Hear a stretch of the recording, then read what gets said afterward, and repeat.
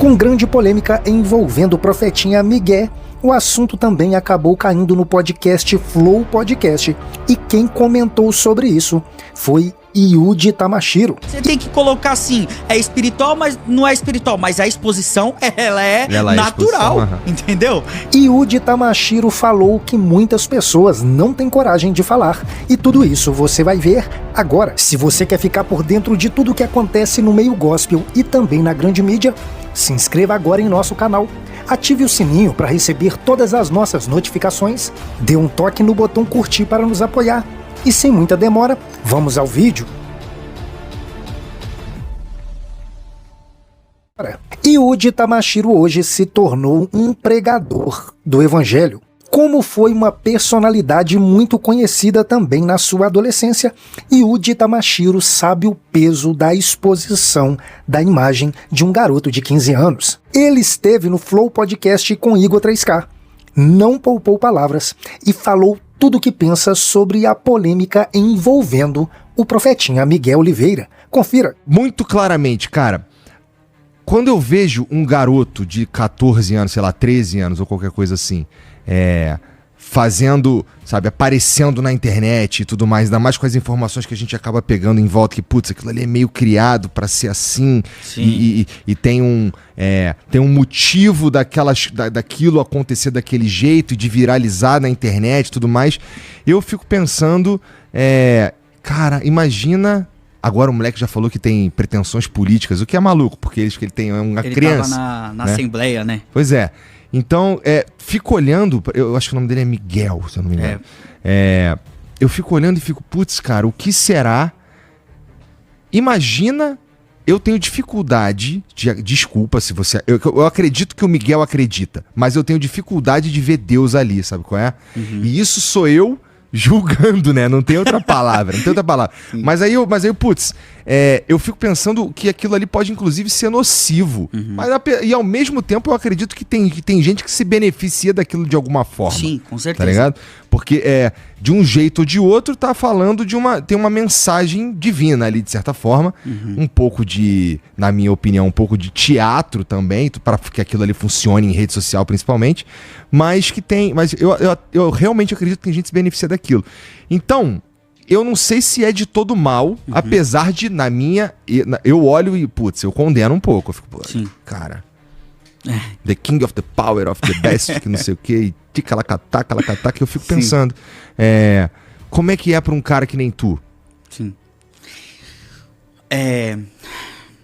Cara, é difícil. É difícil, cara. É difícil não por acreditar ser certo ou errado, mas um medo dele se machucar. Eu vejo um talento gigantesco na comunicação, na oratória e tal. Isso eu tô falando de comunicação, né? E eu vejo que ele foi preparado desde criança. Só que pregar e declarar palavras de vida sobre outras vidas não é sobre comunicação, não é sobre um talento, é sobre ser um canal divino, entende? E esse canal só tem efeito se é feito com verdade. Então, assim, um dos principais motivos de eu ter mais clareza do que eu tenho pra fazer daqui pra frente é eu não me prender mais na fama e no dinheiro, entende? E eu não tô falando que ele talvez tenha isso, até porque ele é um menino ainda, né? E ele tá curtindo esse momento, falem bem, falem mal, mas eu acredito no que eu tô vivendo e tal. Mas o que me preocupa são outras pessoas se beneficiando disso e conduzindo esse menino pra um lugar que lá pra frente talvez apareça outro Miguel e ele seja descartado. Entende? Então, assim, há uma dificuldade muito grande, mas também eu creio que Deus pode usar qualquer um. Qualquer um. Só que, vamos lá. Quando eu me converti, ô Igor, até o momento que eu vim aqui no Flow, as pessoas do secular, as pessoas que estavam no meio artístico junto comigo, ainda não acreditavam de fato numa transformação da minha vida. Mas o povo da igreja também não acreditava de fato numa transformação. Eu tava num lado, então eu não conseguia trabalho nem pro lado secular e nem pro lado gospel. Entende? Mas, naquele momento, eu falei assim, pô, não me aceitam, não querem isso e tal. Foi uma dificuldade. Foi uma dificuldade até mesmo financeira, entende? De ser reconhecido, de abrir portas, de ter uma clareza real do que iria ser do meu futuro e tal. Mas hoje eu agradeço.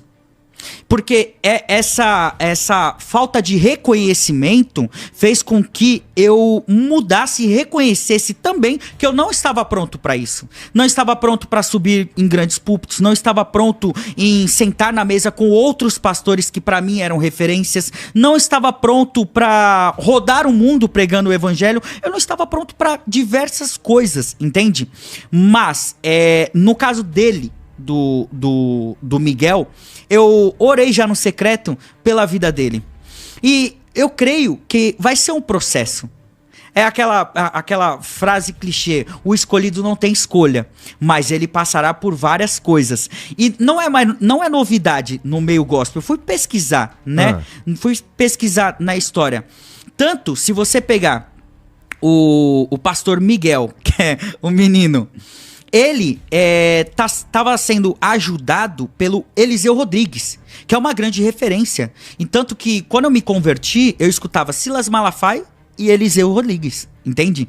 E o Eliseu estendeu a mão para ajudar esse menino, né? Ele falou, não, eu quero te ajudar, porque o Eliseu começou pequenininho. Se você ver vídeos no YouTube, tem o Eliseu pregando criancinha e tal. Mas naquela época não tinha as redes sociais, não tinha esse glamour que hoje é moda, você dizer que é evangélico e tal. Mas eu senti uma bondade do Eliseu em ajudá-lo, entende? Só que eu não sei, eu não tô... A gente não tá lá, né? Não tô lá pra saber o que tá acontecendo. Ele não recebeu tão bem a crítica do Eliseu, né? Do Eliseu Rodrigues. Mas eu creio que todas essas coisas que estão acontecendo já sempre aconteceram. Entende? Só que agora tá sendo mais exposto, né? Agora todo mundo tá vendo, né? Agora tem sempre um cara filmando. Exato, né? Exato. Mas eu creio, o Igor, que esse moleque vai ser muito usado ainda. É mesmo? Eu creio. Porque ele é um menino conhecedor da palavra, ele foi criado no berço evangélico, né? Só que tem muitas vezes que você tem que sair do seu meio para buscar o seu próprio caminho. E talvez nesse caminho todo ele encontre o verdadeiro evangelho, ele encontre as suas cicatrizes, ele encontre a sua tristeza. E tristeza, muitas vezes, não é algo ruim. É normal. É parte do processo. Parte do processo. Eu só passei a viver um pouco melhor a minha vida quando eu passei a enxergar a beleza no caos. Entende? Quando você começa a enxergar tudo isso, você passa a viver melhor, ô Igor. Nenhum filme da Marvel, nenhum filme do Netflix é bom sendo bom do começo ao fim. Sempre tem as suas quedas, sempre tem a morte de um doente querido, sempre tem várias coisas, entende? Então, se você quer construir uma história bela, você vai ter que passar por isso. E eu vejo na vida desse Miguel que ele está a tempo de buscar o abraço do pai, se esconder por um tempo. Não digo estudar, porque ele conhece a palavra também. Ele vai continuar estudando. Mas eu vejo, se esconda, deixa a poeira baixar e volte com um comportamento diferente, né? Entendo. Eu acho que isso faz muito sentido. Porque assim, me escandaliza, assim, não que eu, de novo, não sou um conhecedor, não sou nem evangélico, nada disso. Nem eu sou conhecedor pra vir e falar algo, mas por uma particularidade minha e também por uma experiência minha, na minha infância, ser tão exposto à mídia. Porque aí é mesmo, você sabe como é. Aí você tem que colocar assim, é espiritual, mas não é espiritual. Mas a exposição, ela é natural, entendeu? Então, tipo assim, nenhum ser humano, ele foi criado pra ser idolatrado, entende? E nenhum ser humano foi criado pra ser apedrejado todos os dias. A cabeça do ser humano não aguenta. Não aguenta, por mais forte que você seja, ninguém aguenta viver dessa forma. Não aguenta por um tempo, depois começa a ficar sinistro. Olha o Justin Bieber, né? O Macaulay Culkin lá. Eu não vou citar no Brasil porque isso dá muita confusão, mas eu conheço. Eu mesmo. Sorte não, a graça do Pai me alcançou, a mão de Deus me alcançou, porque senão eu podia estar perdido, aí eu podia estar loucão, o Igor. Então assim, podia essa não ter uma exposição... esposa, não estar prestes a ser pai, podia tudo Exato. ser muito diferente, né? Pô, quando as pessoas falam assim, mas sua vida transformou... Meu irmão, olha os meus frutos, mano, olha o que o Senhor fez na minha vida, meu. É tipo assim, eu já não tinha mais perspectiva de vida nenhuma, mano. Tipo, eu vou ser mais uma subcelebridade aí, eu vou estar mais, tipo, perdido aí fazendo publicidade de marcas que eu nem acredito e vou viver, entendeu? Mas não, o Senhor quis algo maior, o Senhor quis me usar, né? Mas se eu pudesse dar um conselho, se você é um verdadeiro pregador mesmo, se você sente que você foi levantado pra isso, meu, não busque a fama, porque a fama ela vai te destruir, meu. Tem um cara que é referência pra mim, e eu busco toda vez ter esse estilo de vida como ele tem também, que se chama Rodolfo Abrantes. Tá, que é o cara do Raimundos. Depois ele fez o Rodox. Isso, mas que teve uma transformação verdadeira. Se você entrar na televisão, no meio artístico, se você for rodar em todos os lugares, as pessoas reconhecem a autoridade que ele carrega de transformação, né? Do que eu era antes e agora o que eu me tornei em Cristo, entende? Então assim, ele em momento algum buscou a fama. Em momento algum o Rodolfo era pra estar com igreja, era pra ele estar rico, era pra ele estar... Não, ele quer viver pra Cristo e cumprir a missão dele. E tem gente que se revolta, fala, mas ele não soube aproveitar. E o que é aproveitar pra você? Tá ligado? Tipo, é muito mais profundo. O evangelho não se baseia em conquistas. O evangelho se baseia em verdade. O que é verdade pra você neste momento? Pô, eu tô feliz de estar aqui no Flow e eu tô sendo o mais verdadeiro possível ao ponto de eu sair com a tranquilidade de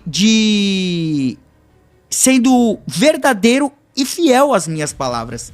Entende? Então, assim, é uma busca constante. Agora, quando você é novo, como na idade do Miguel, você não tem condições de falar o que é certo e o que é errado. Você só é deixado levar, entende? Eu era assim. Quando criança, eu não tinha escolha.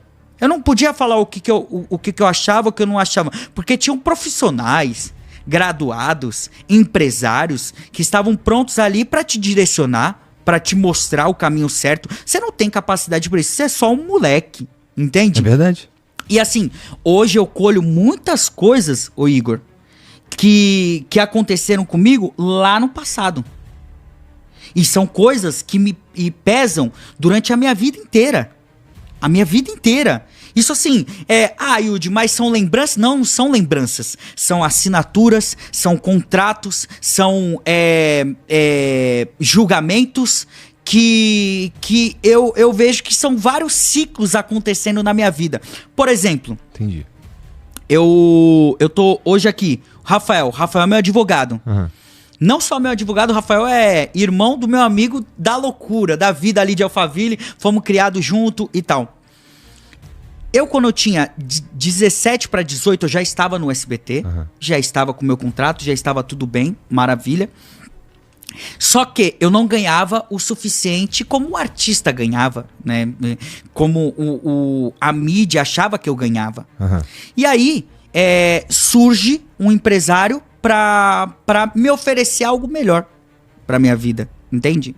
E eu, moleque, a minha mãe é uma professora, o meu pai feirante, estão oferecendo que você vai conseguir estourar, vai ganhar dinheiro, vai tal. Então, vamos nessa. Vamos assinar esse contrato do Luva de Pedreiro aí, entendeu?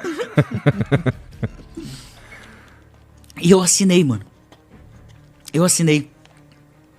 Passaram-se ali 3 meses, 4 meses. Esse homem, ele queria que eu cantasse, na época eu tava cantando sertanejo, ele queria que eu cantasse com uma camisa do milionário José Rico, que eu gravasse as músicas que ele tinha escrito, ele queria que eu largasse o SBT pra ir fazer show, porque ele sabia que ia ser melhor pra minha vida. Entendi. E quando eu disse não, eu fui até a sala dele. Isso a família não sabe e tal, mas é uma particularidade que eu nem falei pra família. Quando eu chego dentro da sala, ele queria me impor algo, porque ele sabia o que era melhor pra mim. Ele pega um revólver e coloca na mesa. Só que eu vim de quebrada. E pra mim já não era mais uma novidade isso. E eu falei, eu não vou fazer. Quando ele recebeu esse não, ele foi até o SBT querendo conversar com o Silvio Santos. E o Silvio, lógico que não atendeu. Mas ele conversou com a Silvia Bravanel. E falou, ele tem que sair do Bom Dia, tal horário, pra poder fazer as viagens dele e fazer o show. Só que assim, não existe isso, mano. Você tem um contrato com a segunda maior emissora do país. Você já tem uma carreira construída ali. Como é que ele ia interferir em tudo isso? E isso em 4 meses? Porra. De contrato? Aí o que aconteceu? Eu fui e falei, não quero mais esse contrato. Só que já estava assinado, Igor. Já estava assinado. A minha mãe e meu pai não tinham conhecimento disso. Eles não sabiam, assinar sem ler. A empolgação. O que aconteceu a multa desse contrato, 5 milhões. Isso daí a gente está falando lá do começo da carreira. Hoje eu estou com 32 anos de idade. O meu filho tá para nascer dia 29 agora desse mês. E dia 29 vai ser a última audiência que eu vou saber se eu vou pagar 5 milhões ou não. Entendi. E aí eu te pergunto, e a fé onde fica nisso? Pois é.